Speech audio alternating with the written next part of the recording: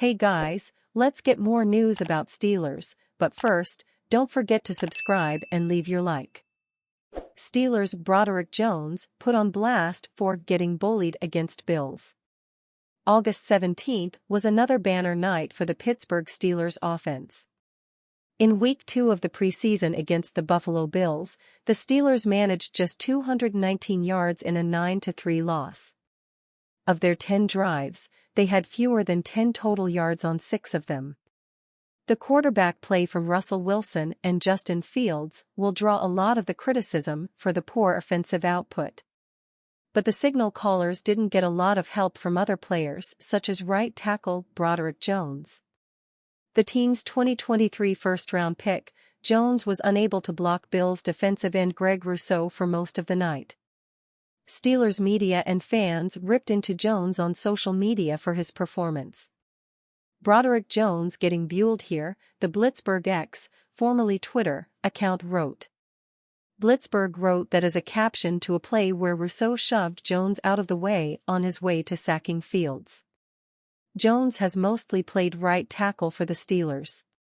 But in college, he played left tackle for the national champion Georgia Bulldogs. Seeing the 2023 first-round pick unable to slow down Rousseau on August 17th, some Jones supporters on X reminded their followers that he isn't a natural right tackle. Pittsburgh sports personality Mark Madden was the loudest of those supporters. Broderick Jones should be at LT, period. Enough king around, he wrote. It's coaching malpractice. The tweet received more than 350 likes in 3 hours, as many Steelers fans agreed with Madden. You'd think seeing the success of other linemen with other teams that failed here after position changes would be a clue to someone in the organization that maybe it's not a good idea to move every guy, wrote Remo Lally. Jones has played both left and right tackle at practice this summer. In addition to playing right tackle, Steelers media blamed Jones' elbow brace as a reason for his poor performance against the Bills. He told me the brace he's wearing on his right elbow really limits what he can do out there, and well it looks like it, wrote Steelers Now's Alan Saunders. Jones playing out of position with a potential elbow ailment could have factored into the 23-year-old's performance on August 17th.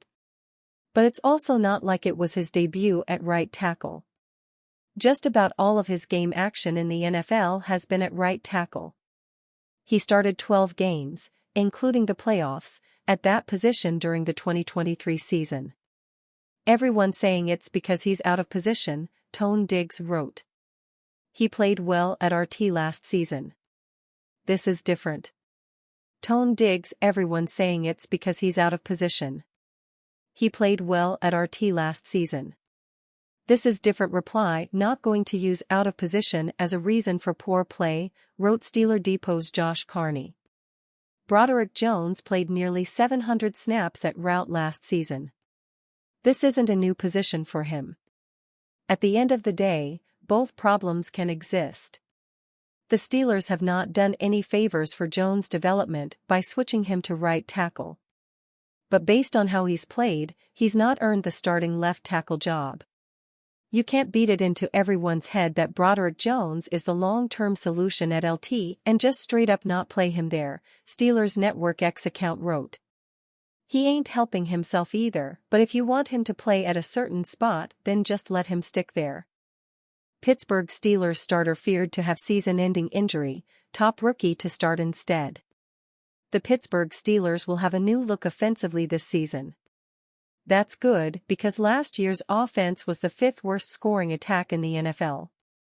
Whether it's Russell Wilson or Justin Fields as the Steelers' starting quarterback, both have a strong chance to deliver better results than Kenny Pickett, Mitchell Trubisky, and Mason Rudolph did. However, the Steelers will only be as good as their offensive line allows them to be, and they've had plenty of problems in the trenches over the past few years.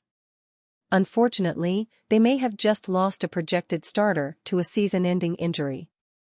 Nate Herbig joined the Pittsburgh Steelers last season after spending time with the Eagles and Jets. Signing with Pittsburgh allowed him to join his brother, Nick, who was the 132nd overall pick in the 2023 NFL Draft. Amazingly, Nate made the decision to sign with the Steelers in March, and the draft didn't take place until April. It turned out to be a great decision.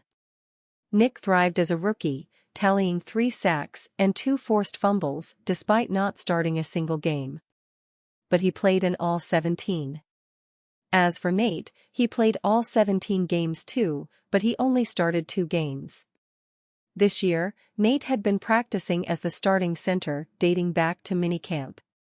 He was in position to stick with the first-string offense when Pittsburgh's season kicked off in Week 1 in Atlanta. Unfortunately, Herbig won't get that chance. According to Jerry Dulock of the Pittsburgh Post-Gazette, Nick Herbig has suffered a torn rotator cuff.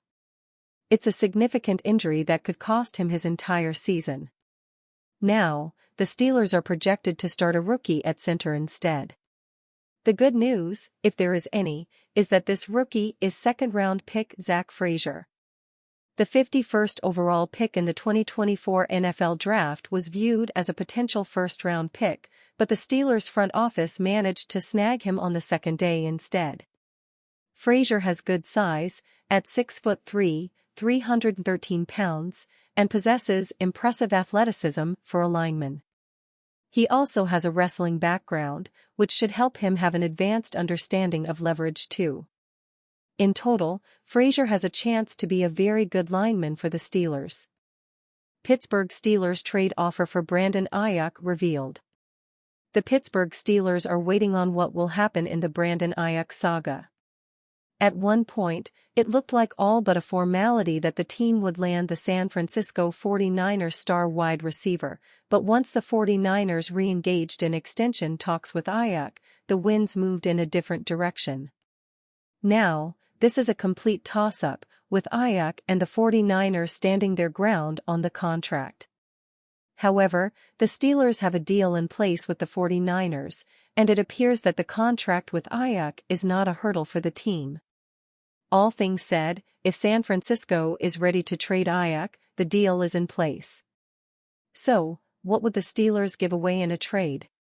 Mike Silver, a highly connected San Francisco beat writer, stated that the Steelers are unwilling to offer any of their top players that the 49ers would want in return for Aiyuk. However, they are offering second and third round picks in the deal.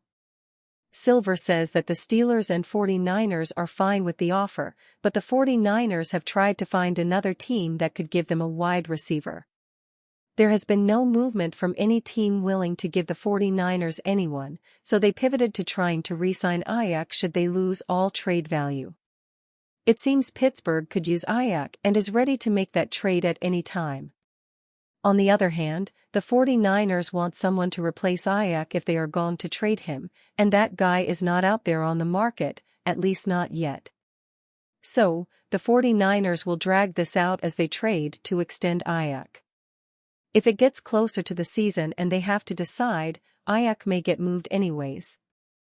As cut-down day approaches, perhaps the 49ers can find another willing suitor to give them a wide receiver. For now, this is at a standstill with very little movement. And you fan? What do you think of the situation of Brandon Aiyuk? Leave your opinion in the comments.